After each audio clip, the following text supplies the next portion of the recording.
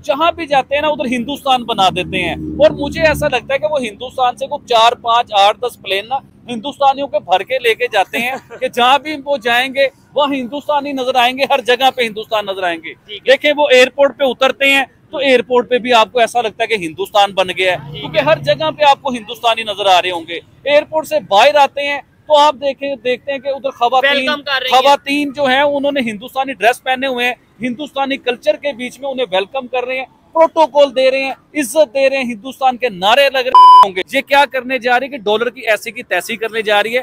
ये अपनी एक करेंसी इंट्रोड्यूस करवाने जा रही है, ये अपनी एक करेंसी के बीच में ट्रेड करेंगे। मुझे तो लगता है कि ब्रिक्स की आने वाली जो करेंसी है वो इंडियन करेंसी ना बन जाए, और इससे मैं शॉर्ट या मैं परेशान या मेरे लिए कोई नई बात नहीं होगी। इस मीटिंग की वजह से यूएसए सर पकड़ के बैठा हुआ है कि ये हो क्या रहा है।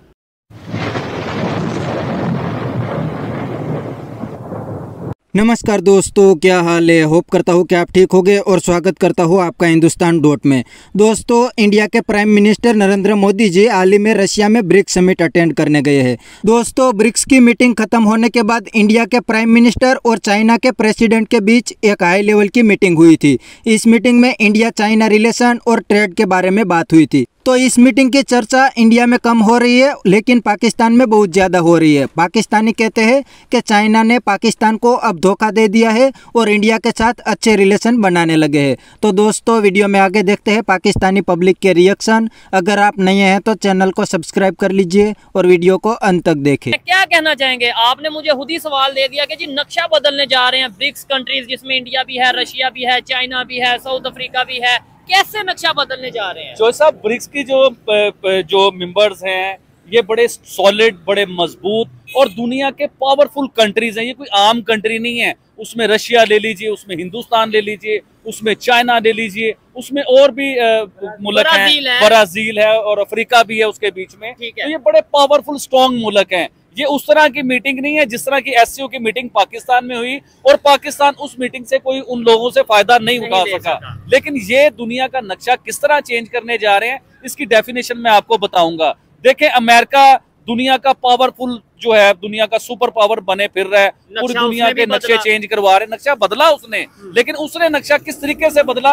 दुनिया में जंगें करवा के, मुल्कों को तोड़ के, मुल्कों में तबाहियां करवा के, हजारों लाखों लोगों को मरवा के, अपना असला बेच के, फिर उसने दुनिया का नक्शा चेंज किया, अपने डॉलर को पावरफुल बनाया, पूरी दुनिया में डॉलर करवा दी उसने, हर चीज डॉलर के साथ। लेकिन ब्रिक्स पैदा हुआ और ब्रिक्स इस डॉलर का बाप बन गया। अमेरिका का बाप कैसे बनेगा? वो किस तरह डॉलर की ऐसी की तैसी करने जा रहा है, वो डॉलर को फाड़ने जा रहा है, डॉलर को बर्बाद करने जा रहा है। क्योंकि ब्रिक्स के जो परमानेंट मेंबर हैं, जो ये ब्रिक्स एक कंट्रीज है, जो इस बीच में कंट्री है, ये पूरी एक तंजीम जो है, ये क्या करने जा रही है कि डॉलर की ऐसी की तैसी करने जा रही है। ये अपनी एक करेंसी इंट्रोड्यूस करवाने जा रही है, ये अपनी एक करेंसी के बीच में ट्रेड करेंगे, ये दुनिया का नक्शा चेंज करेंगे ट्रेड के साथ, लोगों की हेल्प करके, लोगों को तरक्की देके, डेवलपमेंट करके, अच्छी एजुकेशन देके, ये इस तरह दुनिया का नक्शा चेंज करने जा रहे हैं। ना कि अमेरिका की तरह के दुनिया में तबाहियां करवा के अपने आप को सुपर पावर बना के दुनिया का नक्शा चेंज कर रहे हैं। इससे पहले याद होगा आलमी जंग लगी, इतना सा यूरोप है, उतने से यूरोप ने एक फैसला लिया कि उसने अपने सारे यूरोप के 25, 26, 28 कंट्री जितने भी मुल्क है ना, इनके बीच में यूरो चलाया। अब आप रशिया की तरफ आए, पूरा यूरोप एक तरफ और रशिया एक तरफ, उससे बड़ा नहीं है यूरोप। मेरे ख्याल से, मुझे ये लगता है कि रशिया से बड़ा यूरोप नहीं है, हिंदुस्तान से बड़ा यूरोप नहीं है, चाइना से बड़ा यूरोप नहीं है। लेकिन यूरोप डॉलर की ऐसी की तैसी कर सकता है कि उसने अपना यूरो चलाया, डॉलर नहीं चलाया अपनी कंट्री के बीच में। ये सब कंट्रीज जब मिलकर करेंगे तो फिर तो अगर ये वाकई में अपनी करेंसी बना लेते हैं, तो मैं ये समझता हूँ कि वाकई दुनिया में डॉलर की वैल्यू, जो हर चीज ट्रेड इंटरनेशनल यानी करेंसी ही डॉलर है, हर चीज जो सी है वो ट्रेड हो रही है डॉलर के अंदर, तो फिर तो वर्थ खत्म हो जाएगी। बहुत से कंट्रीज हैं, इवन आपने तो बोला ना 5 जो से परमानेंट मेंबर हैं, जाहिर बात है 5 परमानेंट मेंबर हैं ब्रिक्स के। लेकिन जब ट्रेड अगर ब्रिक्स की करेंसी में होगी तो जो ऑब्जर्विंग मेंबर होंगे या जो इस ब्लॉक का हिस्सा होंगे वो सब फिर इसी में ट्रेड करेंगे। इंडियन करेंसी जो है ना, मुझे तो लगता है कि ब्रिक्स की आने वाली जो करेंसी है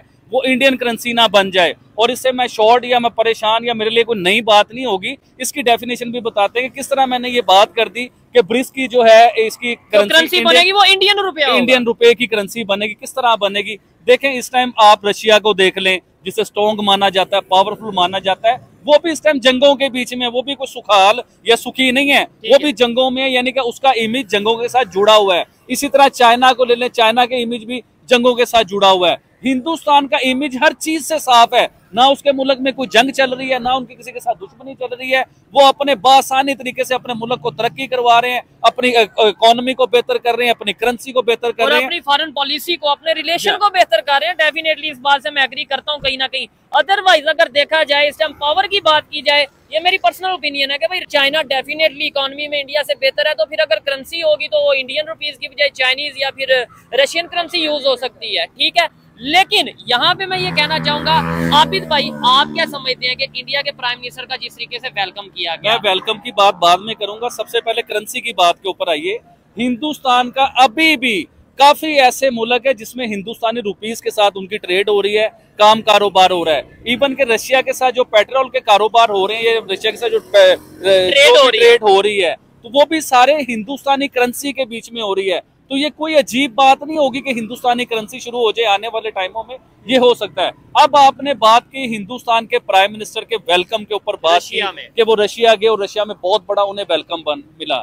देखिए चौधरी साहब, हिंदुस्तान के प्राइम मिनिस्टर के बारे में मेरी ये राय है कि वो जहां भी जाते हैं ना, उधर हिंदुस्तान बना देते हैं। और मुझे ऐसा लगता है कि वो हिंदुस्तान से कुछ 4, 5, 8, 10 प्लेन ना हिंदुस्तानियों के भर के लेके जाते हैं कि जहां भी वो जाएंगे वह हिंदुस्तानी नजर आएंगे, हर जगह पे हिंदुस्तान नजर आएंगे। देखें, वो एयरपोर्ट पे उतरते हैं तो एयरपोर्ट पे भी आपको ऐसा लगता है कि हिंदुस्तान बन गया है, क्योंकि हर जगह पे आपको हिंदुस्तानी नजर आ रहे होंगे। एयरपोर्ट से बाहर आते हैं तो आप देखते हैं कि उधर खवातीन जो है उन्होंने हिंदुस्तानी ड्रेस पहने हुए हैं, हिंदुस्तानी कल्चर के बीच में उन्हें वेलकम कर रहे हैं, प्रोटोकॉल दे रहे हैं, इज्जत दे रहे हैं, हिंदुस्तान के नारे लग रहे हैं, अपने मुल्क की खैर मांग रहे हैं। यानी कि ऐसा लगता है कि वो हिंदुस्तान के बीच में है। अभी चीज ये भी साबित होती है ना कि यानी पूरी दुनिया में जितने भी इंडियंस मौजूद हैं वो कहीं ना कहीं अपने कंट्री के प्राइम मिनिस्टर की बड़ी रिस्पेक्ट करते हैं। हमारे प्राइम मिनिस्टर किसी कंट्री के बीच में जाते हैं तो उधर लोग प्रोटेस्ट शुरू कर देते हैं, और हिंदुस्तान के प्राइम मिनिस्टर जाते हैं तो लोग उन्हें देखने की ख्वाहिश में, उन्हें वेलकम करने की ख्वाहिश में,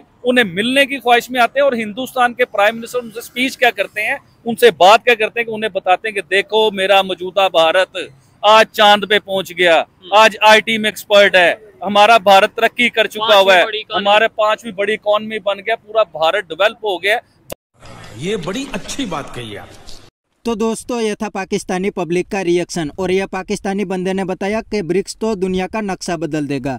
तो यह बात पाकिस्तानी की बिल्कुल सही है, क्योंकि यूनाइटेड नेशन के बाद दूसरा सबसे पावरफुल ऑर्गेनाइजेशन ब्रिक्स बन गया है, और ब्रिक्स में सभी नेशन पावरफुल भी है। दोस्तों, ब्रिक्स ऑर्गेनाइजेशन अब इतना पावरफुल बन गया है कि इनसे अमेरिका भी डरता है। अमेरिका को लगता है कि ये सब मिलकर डॉलर को ख़त्म कर देंगे। और दूसरी बात पाकिस्तानी ने बताई कि मोदी दुनिया की कोई भी कंट्री में जाता है तो वहाँ पर उनका ग्रांड वेलकम किया जाता है, और दूसरी साइड पाकिस्तान के प्राइम मिनिस्टर दूसरी कंट्री में जाते हैं तो उनके सामने प्रोटेस्ट करते हैं और कहते हैं कि यह तो दुनिया का सबसे बड़ा भिखारी आ गया। और अब तो पाकिस्तानी भी चाहते हैं कि हमें भी ब्रिक्स का मेंबर बनाया जाए, लेकिन इंडिया हर बार पाकिस्तान को मना कर देता है, क्योंकि पाकिस्तान पूरी दुनिया में टेररिज्म को फैलावा देता है। पहले पाकिस्तान टेररिज्म बंद करे, फिर ब्रिक्स का मेंबर बन सकता है। तो बस दोस्तों, आज के वीडियो में इतना ही।